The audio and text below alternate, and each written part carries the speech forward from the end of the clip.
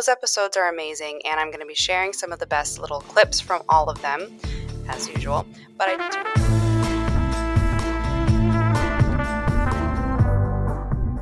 do... You've just tuned into Rebel Wellness Podcast, your resource for realigning and revitalizing your health and well-being. I'm your host, Kaylee, also known as Coach Kales. I'm a holistic health educator, certified nutritionist, and fitness professional of nearly a decade. I'm stoked to have you with us. You just joined a community of amazing souls who are ready to break free from the confines of the often outdated and confusing health advice all around us. Living in a world overwhelmed by quick fix diets and unrealistic beauty and body standards, us rebels stand for change. If you're like me, you're exhausted with the confusion and polarization plaguing the social media health scene. My mission is to empower you to step beyond today's diet culture, adopt a holistic health approach paired with the foundations of science for lasting, well-rounded wellness. Through teaching you how to tune in and embrace your mind, body, and soul, we'll reject one-size-fits-all solutions, realigning you on a better path that honors your unique needs and values. With new episodes weekly, this podcast is your sanctuary for deep wellness exploration, featuring expert advice, real-life stories, and a true commitment to your growth. Your journey to better health and simplicity in life begins now. Let's jump right in.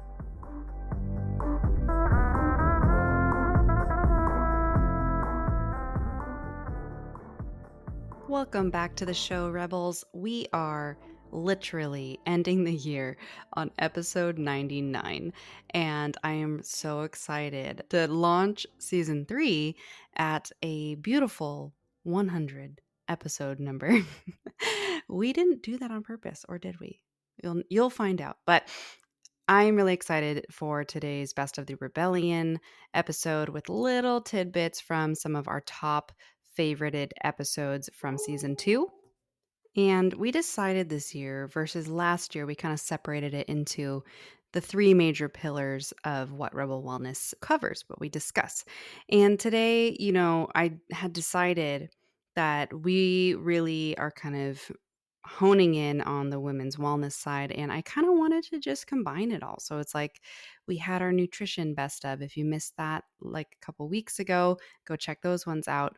But this one, I kind of wanted to just combine all of these conversations around some of the major women's wellness topics that, were really important this year for a lot of people and that really stood out and that we got the most feedback via DMs on social media, or, if it was some of my clients who listened, present or past, they would text me about it, which I am so grateful for you guys doing that. And I really hope that you continue to, because it helps us figure out exactly what you guys want to listen to, what you want me to talk about, what you want me to interview on, So this episode is going to have some of our favorite little clips from several episodes. Some of them were covering the stubborn fat conversation, gut health conversation with Dr. Reeves, post-Ozempic, like can you maintain weight loss after using a semaglutide or tirzepatide, and the cortisol episode, literally one of the most talked about episodes with me from our listeners. And so that was such a great episode that I could not leave it out of our best of. And we also had a lot of conversations surrounding the post-birth control syndrome, as that is something that has become really popular to talk about the last several years, especially, through TikTok or Health Talk and all of the different platforms that women are speaking out on their personal real experiences with birth control. And I'm so passionate about all of these conversations that women are starting to have a lot more openly. I would say that that's possibly the good side to exposure on social media, especially with a more casual kind of energy around it. But I will say that I really felt it was important for you guys to learn from, my own experience, a lot of my clients' experience, and then the science behind it, because that's where a lot of those conversations on social media are kind of missing the mark, because they'll hear what somebody else says who might just be like a random health guru or just a girl who is into health things and doesn't understand the science behind it. And it can be really misleading. So those episodes are amazing. And I'm going to be sharing some of the best little clips from all of them as usual. But I do highly recommend you pop over to the show notes and go listen to the full episode if you haven't yet, if that is something that kind of sparks your interest. go listen to the full guy because you're going to get all that good information and I highly recommend it. But there's also a lot of other great things going on in the show notes, so make sure you check the all the resources out for you, such as join my newsletter on my website. You can go to the direct link there. There's no junk mail, trust me. And you can also, take advantage of some of my affiliates where you can get some really great discounts on companies that I trust and products that I trust. So that is going to be your best resource there. But as always, before we jump into all of these little best of clips, I do want to invite you to come join our Instagram party at Rebel Wellness Podcast or at Kaylee Loren. Again, those links are in there so that you can come say hello and, keep up with all the things that are outside of the podcast as we continue to grow. Okay, so enjoy all of these clips. Let me know if you had any favorites or anything was just not included that was your favorite. And hopefully we can kind of come back around and bring more of those topics into next season. All right, let's roll the clips.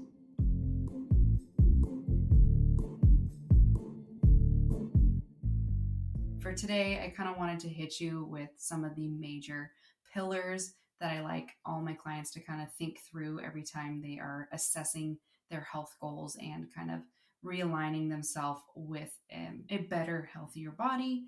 And a lot of the times that means fat loss, but it's not exclusive to fat loss. Not everybody needs to lose fat. I think we are raised as young girls in a zone where like fat loss is a constant topic. You can be 80 pounds and think that you have to lose fat, and you can be 180 pounds and think that you have to lose fat.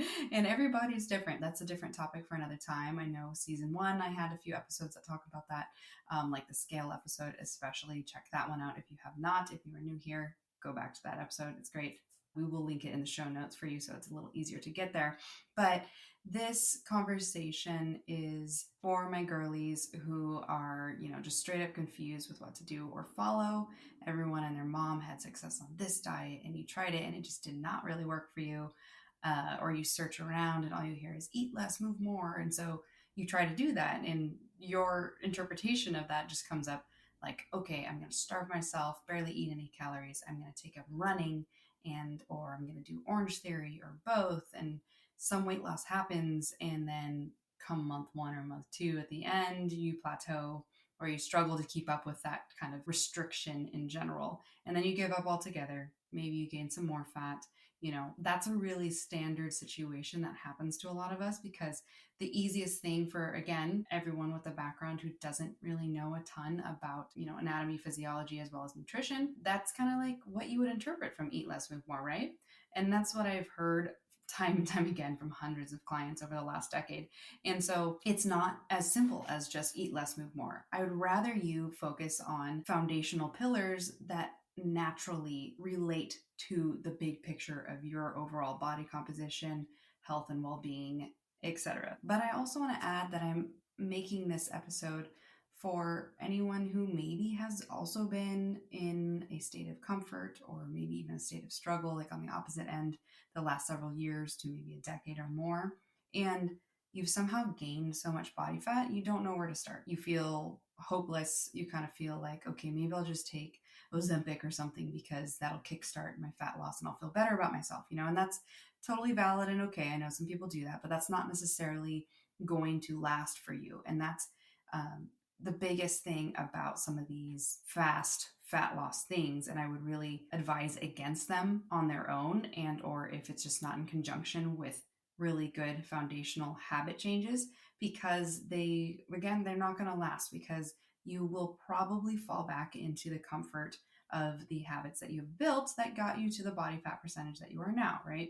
And so just being real with yourself and observing that, like, there's no shame to feel for that happening. I know that it can feel so shameful because we are in a society that just definitely fat shames people, especially females. And the thing that really frustrates me from all the years of coaching is that a lot of people don't realize that there is a spectrum of reasons that females put on excess body fat. And dominantly, my females that have put on the most, it's usually following a major trauma. Like, hands down, if we got to the root of when a lot of my female clients went from a healthy body fat percentage or lifestyle, etc., into above upwards of 40% body fat and more. It's typically for a trauma-based reason. There's something that happened to them, and trauma can even change your gut bacteria, change the flora in there, and cause you to not have a metabolic environment that is healthy for losing fat. And there's so many like bro science guys and just by the book science dudes out there, and even females. There's a lot of females kind of drinking the Kool-Aid on it too, where they do just push the eat less, move more. Hormones don't matter. That's a lie. Blah blah blah. They say all that stuff, but in reality, they don't realize how much, especially females, because we are so, or our feminine energy, rather, not just females, but our feminine energy puts us into a position where we are really connected to our bodies and souls through our experiences, struggles, stressors, etc. And so, if you're somebody who went through something and you had inexplicable fat gain out of nowhere, like that is not necessarily your fault.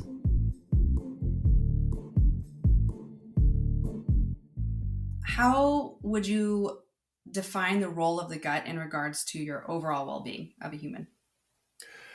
Yeah, I mean, that's a really big question. I mean, Hippocrates, who is the so-called founder of modern medicine, who knows if that's really true, but Hippocrates 2,500 years ago said all disease begins in the gut. And we really know that it's true today with all the thousands and thousands of studies that have come out on the microbiome and how there's a gut-brain axis. We know now that 70% of our immune system is in the gut. Our gut makes 95% of our serotonin. And literally, we can't survive if we can't break down the dietary proteins coming in into amino acids.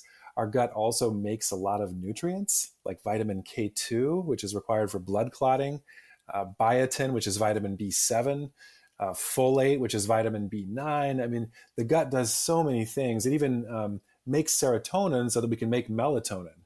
And so it's like without the gut being in balance, nothing will be in balance. And I think the first thing that'll go is the immune system, because that's literally where our immune system is. Yeah, and that's fascinating. And I've definitely firsthand seen that a ton in a lot of my clients. And sometimes it's just as simple as like getting a good quality, more rounded diet with good fiber sources that have a lot of different, antioxidants and such in it that just seems to help. Very basic, but like it does a lot for them, especially living in the Pacific Northwest. Everybody just hears vitamin D, and all that stuff, but it's like, well, actually, let's like look into some more gut supportive stuff to help your immune system, right? So that's cool. And I remember too reading, are you familiar with the Your Brain on Food by Dr. Numandu? She talks about how it's fascinating that, is it the neurons like extend all the way when you're born and developing, and they extend all the way down into like the top of your intestinal tract and such too. So that's like where like the brain benefits come from and stuff. And I thought that was pretty fascinating because it kind of helps you better understand like, yeah, your gut health can really interfere with your mental health, right? Yeah, it's amazing how the gut makes so many of our neurotransmitters. I think it's just incredible. I mean, even like 50% of our dopamine, for example, is made in the gut. It's just, so if the gut's off, we're going to be low in dopamine, we're going to be low in serotonin, we're going to be low in GABA, which helps the nervous system sort of regulate and go into that kind of balanced state of like rest. Do you find that it's really common for you to see patients with gut dysbiosis and mental health struggles or anything in that zone? Yeah, definitely. It almost seems like it just goes hand in hand. I mean, especially these days, kind of post-pandemic. I know that anxiety and depression have certainly risen a lot over these last few years. I'm sure you've seen that probably in your clients too. And there's always a gut piece. The thing is too, is stress will wreck the gut as well. I mean, it sloughs the lining of the gut. We no longer absorb our nutrients as well. And then it can kind of throw off those hormones that the gut makes as well. It makes, 6 or 7 different hormones too. I mean, what does the gut not do? It's fascinating. And it's really interesting too, because to my understanding, the gut health is relatively like quote unquote newer on the scene because we finally have microscopes that can observe and see all the gut bugs doing their thing, right? Like early 2000s is actually when we first were able to see that. Right. Yeah. I think I think one thing, and this probably, I was looking a little bit at some of your stuff. I mean, I follow you, but I was just kind of checking out what you've been up to a little bit, just with what you've been posting. And I feel like you really do a great job of sort of empowering women to look at their bodies more holistically, and not be sort of reduced to just this body or this lab value, or this disease. And I think that even some holistic providers sort of end up accidentally, maybe unconsciously, taking a little bit of a reductionist approach to health, and just looking at a person as like a gut, or a bunch of probiotics in their gut, or just SIBO, or PCOS, or whatever. And I think that it's really refreshing when providers don't do that. And it takes a lot of intention, because I think we're also trained to look at everything in a reductionist perspective. And so when I'm looking at a person, one of the first things I'm doing is looking at their gut, but I'm looking at all the different elements that sort of bring it together, as opposed to just being like, oh, let's run a stool test. Let's look and see if your bacteria is good. It's like looking at all the elements and then seeing if it tells a story, and kind of putting the story together with who they are and what their symptoms are, to kind of understand what's going on. Yeah, absolutely. And that's something that I've been really a big fan of, seeing you when you've been able to work with my clients, and when you've talked about other patients that you've worked with too, and your experience. But I think that that's something, even from my scale, not as a doctor, when I have conversations with my clients about their lifestyle with fitness or nutrition, all the basics, I find that they are not being asked those questions of like, how stressed are you? Like, do you comprehend how stressed you are? Because that seems to be a really common thing that a lot of us, especially females, because we can juggle so many balls at once, that like how we perceive our stress is also hard for us to articulate sometimes. And I feel like a lot of my clients, when they're talking to their doctors, like you definitely ask a lot of more in-depth questions than a lot of doctors that my clients have seen in the past, but they don't seem to think about stress and maybe like talk you through it. Like, what exactly does a level 5 look for you? Because maybe your body is actually like, that's a level 10, and then we don't think that like that could be possibly interfering with our gut health, right? But stress is one of the biggest impactors, as far as I observed.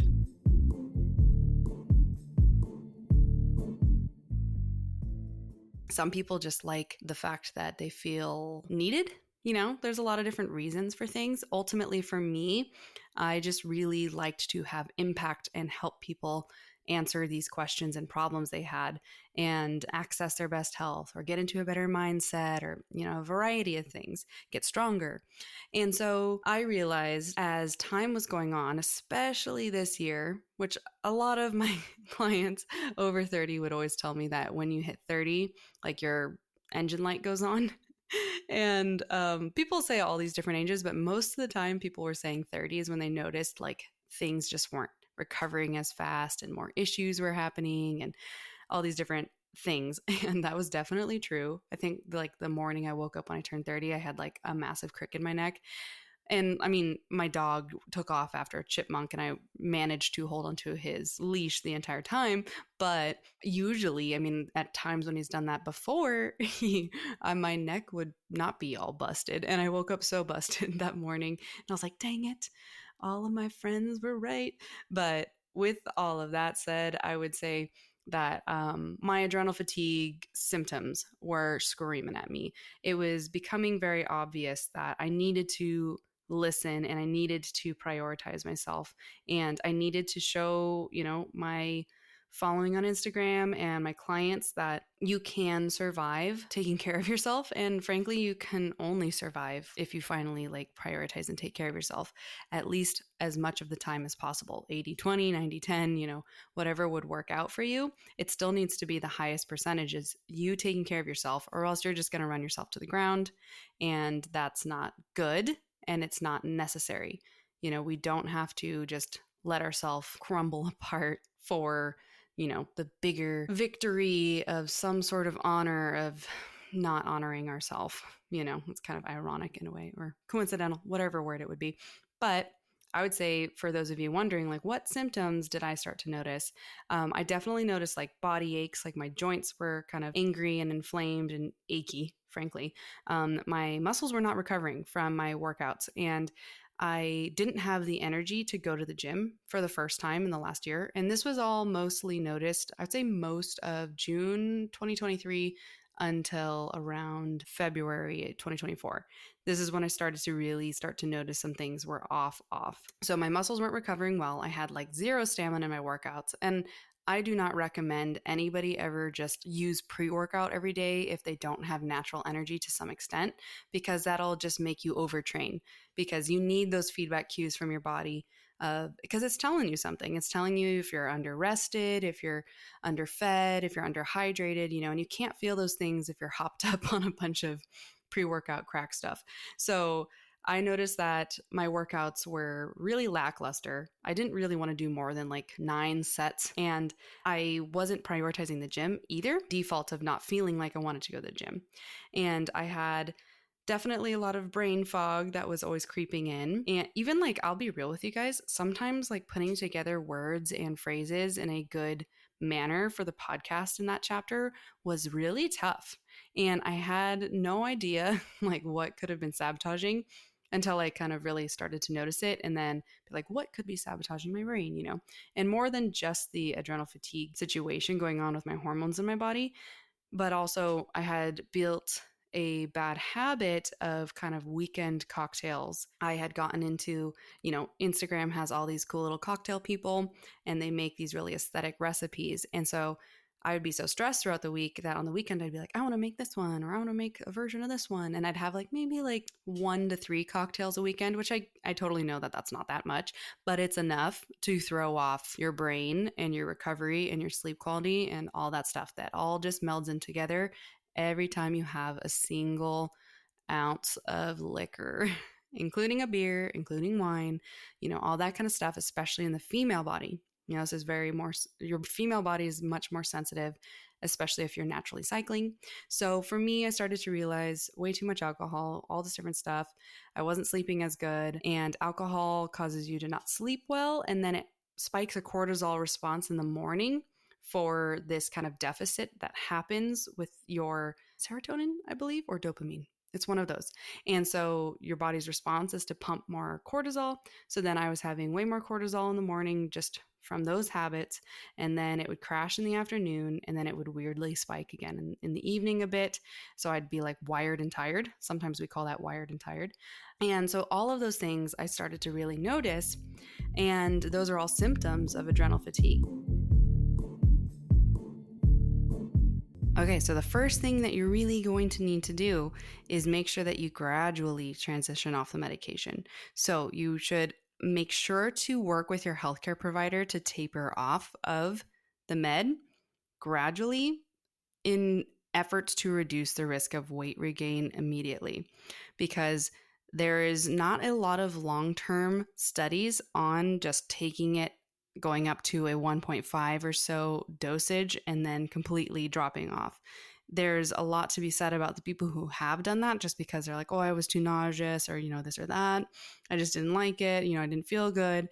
And then they just stop, and then they immediately gain all that weight back. And then they go online and social media and saying like, oh, that stuff doesn't really work. I gained the weight right back, or I gained more weight back.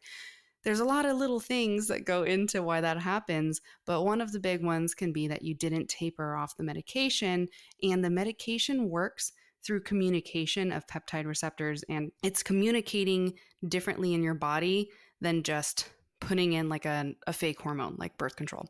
You're actually trying to encourage a change of how your brain and body and your stomach is communicating for your hunger, how the speed at which you are digesting. There's a lot of things that are going on. And if you immediately remove that artificial communication, things are going to most likely go awry immediately, versus there's a lot of evidence and experience where people have slowly gone down back from, let's say they go all the way up to 1.5, they go to 1.25, they go to 1. A few weeks later, they go to 0.75 or 0.5, and then they stay there for maybe a month or two, and then they go down to 0.25 again. That's a proper way to therapeutically reduce that medication in your system and have a smoother transition with your lifestyle changes. Okay. We're going to talk about those lifestyle changes in a moment, but that is really important for you to do, especially with the guidance of your practitioner, because a lot of people don't do that when they just decide to get off of it on their own. And then there's a lot of repercussions for that. So I put that as number one on my tips because it is very, very, very important that you take that component seriously when you are trying to have long-term success phasing off of a GLP-1.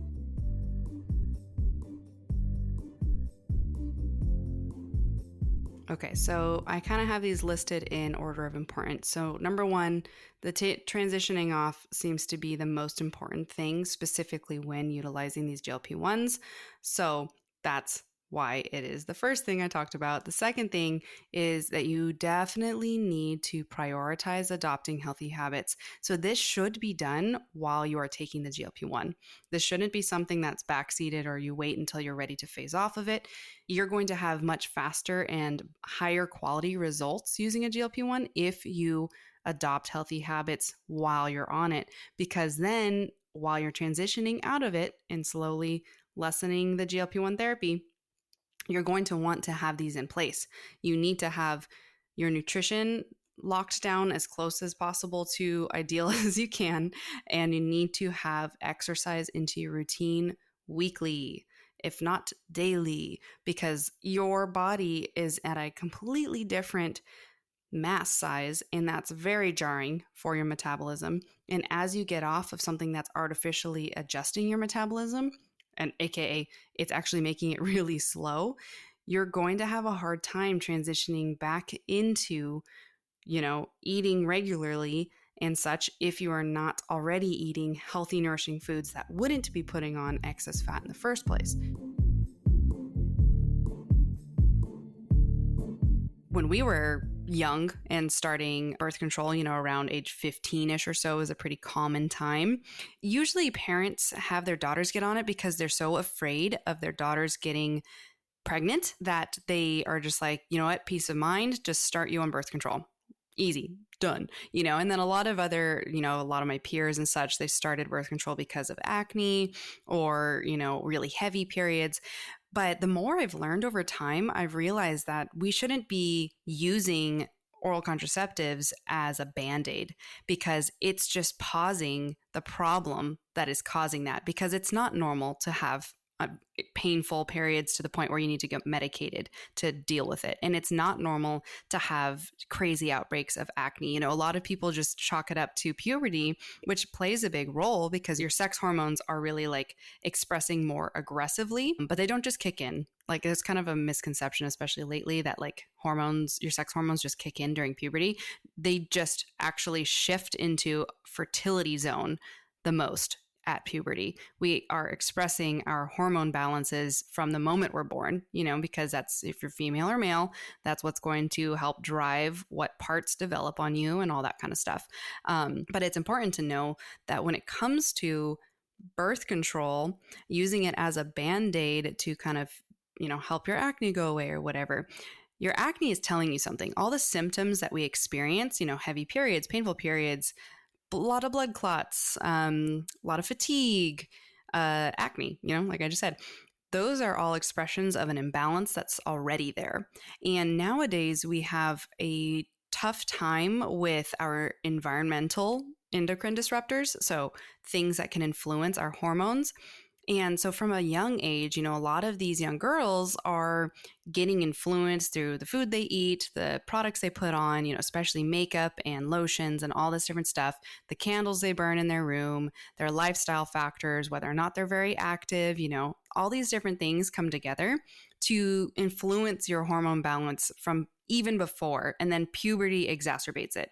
Puberty is basically just like, all right, now we're going to spike your estrogen and your progesterone because we want you to start being fertile, because this is when your genetics are supposed to start being able to have babies.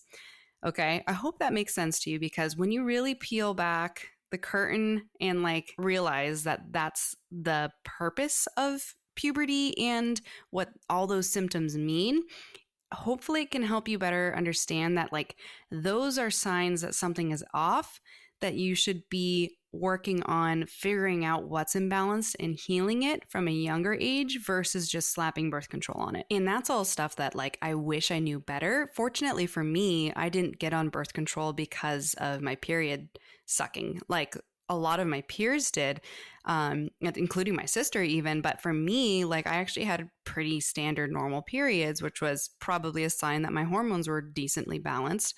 And then I went on it because, you know, of the classic fear of getting pregnant.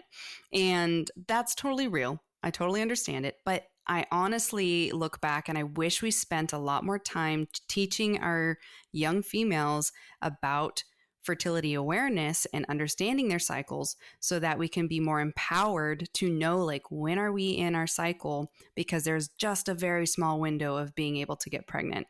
And if we better understood that and took the reins on, you know, avoid abstinence during that 1 week window, or using other methods and understanding how to safely use those methods so you can prevent risk of like condom breakage or any of that, that's really important to understand. And I will say, with me having just said that, this conversation is going to be extremely transparent and open, like a conversation just between the two of us. So if anything, talking about, you know, anything to do with birth control, including sex and stuff, like I'm not going to get in depth and visual, but there are going to be terms and words and things that are just, they need to be heard and communicated, because we can't keep censoring this stuff when it comes to female health. And I've been absolutely behind the movement of just being more transparent and talking about periods and making things more normal, because they are so normal. They happen all the time. And it's really old fashioned and outdated and lame, in my opinion, to like be like, ew, don't talk about periods, or ew, don't talk about sex, or and any of this stuff. Because honestly, I think it just keeps driving the issue of people just thinking birth control is the only option and the only way to prevent babies. And it's not.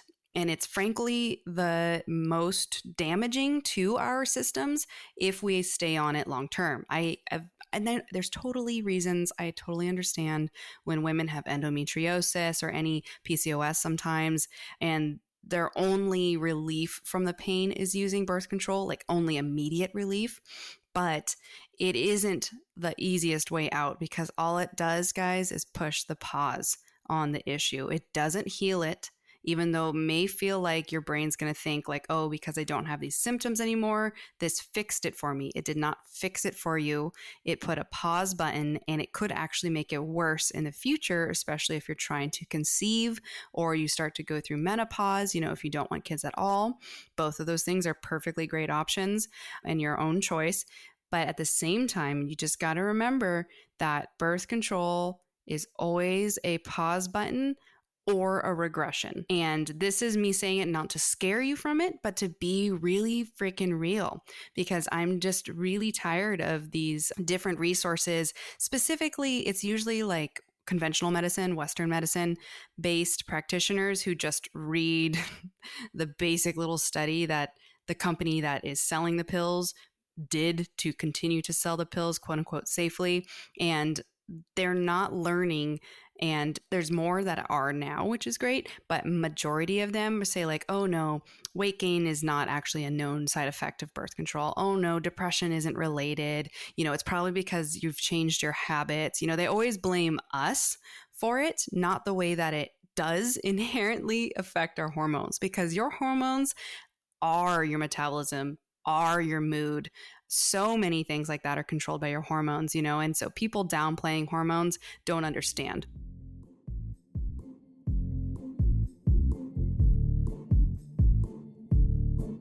All right, that closes out the final episode of our season 2, 2024. I hope that you guys really enjoyed the Best of the Rebellion Women's Wellness favorites. And I know for sure you guys are going to love season 3 next year. It's going to just continue to get even better, especially if you specifically enjoy all of these niche women's wellness topics. That will be for sure something to tune into next season. Okay. But Let me know which of these episodes were your favorite if you want to connect with me on social media. And again, I do want to invite you to reach out and tell me if there's any topics you'd like me to elaborate on or cover in general. Maybe I haven't even talked about it yet before. There's a lot of great episodes too, guys, to check out from season 1. Definitely go back through if you are new here and you haven't, explored Rebel Wellness. But there's definitely some too that I'm gonna, as science updates and as my own experience and opinions evolve, as they should for all of us in this kind of health and wellness science space, there's going to be some re-recordings or further recordings of certain topics from especially season 1, because science moves quick and we should be always questioning what we know, you know what I mean? So I'm definitely gonna be your chick for all of that. So all right, Rebel, that's it for today's episode. Share it to your Instagram story, tag me, or send it to a bestie who you think needs to hear these clips or might want to be inspired. But celebrate your strength and nourishment, walk with confidence. I'll catch you next year on another episode of Rebel Wellness.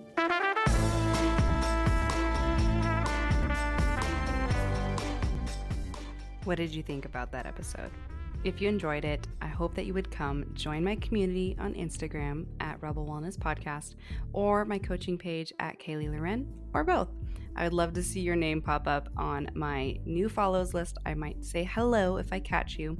And I would also like to invite you to come check out my website, coachkales.com, if you're interested in seeing any more of the educational learning resources I have created for you. I have a whole ton of amazing free downloads that you can dip your toe in the water of what working with me looks like. And if you are really vibing with what I have to say and how I teach it, come explore my courses that are available for purchase. They are all do it yourself. In the near future, I plan to have some awesome group coaching that will be all live, so stay tuned for that. And the best way to know when I'm going to launch those is through my monthly wellness newsletter, which is my hand-curated, not AI-generated, monthly all things health and wellness newsletter that I created to be your new favorite resource for staying up to date with the latest in the health world, self-care resources that I've created, and a bunch of the clean beauty picks that I personally use myself, and a whole lot more, as well as early access and discounts to anything that I create in the future for specifically my newsletter signup. So if you'd like to sign up, head to coachkales.com and add yourself to my mailing list. Last but not least, I would absolutely love it if you would help our podcast grow by simply sharing a rating or review wherever you stream and are listening to me right now, and share it on your social medias or text it to some friends or family members if this episode resonated and was something that you think could help somebody else, because I really would love to help anybody in your circle if I've been helping you. So I absolutely am so grateful that you're here. And if you listened all the way through, you are a real one. So all right, Rebel, until next episode.